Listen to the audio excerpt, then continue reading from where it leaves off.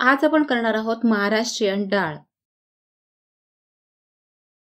या डाळीसाठी 1 वाटीभर तूर डाळ घ्यायची, मस्त कुकरला लावायची, 4 शिट्ट्या येईपर्यंत शिजवून घ्यायची।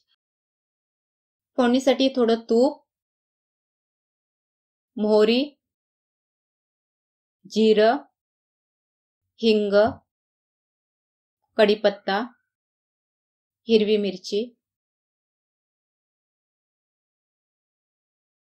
परतल्यानंतर त्यात गरगरीत आपण शिजवलेली जी तूर डाळ आहे ती टाकायची, हळद,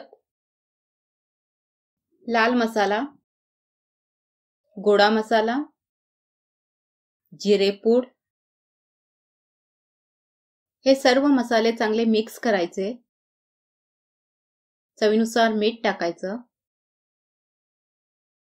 आणि डाळीला एक उकळी येऊ द्यायची। डाळीला इथे उकळी आली, त्यामध्ये 1 चमचा चिंचेचं पाणी टाकायचं। डाळ आपली तयार आहे। वरून कोथिंबीर आणि किसलेलं खोबरं टाकायचं। दुपारचं जेवण असो किंवा रात्रीचं जेवण असो, त्याच प्रकारची डाळ खाऊन कंटाळा आला असेल तर महाराष्ट्रीयन पद्धतीची ही डाळ एकदा करून पहा। रेसिपी पाहिल्याबद्दल थँक्यू। जेवणासाठी उपयुक्त असणाऱ्या अशा साध्या सोप्या रेसिपी यापुढे येत राहतील। त्या तुम्हाला पाहिजे असतील तर चॅनलला सबस्क्राईब नक्की करा।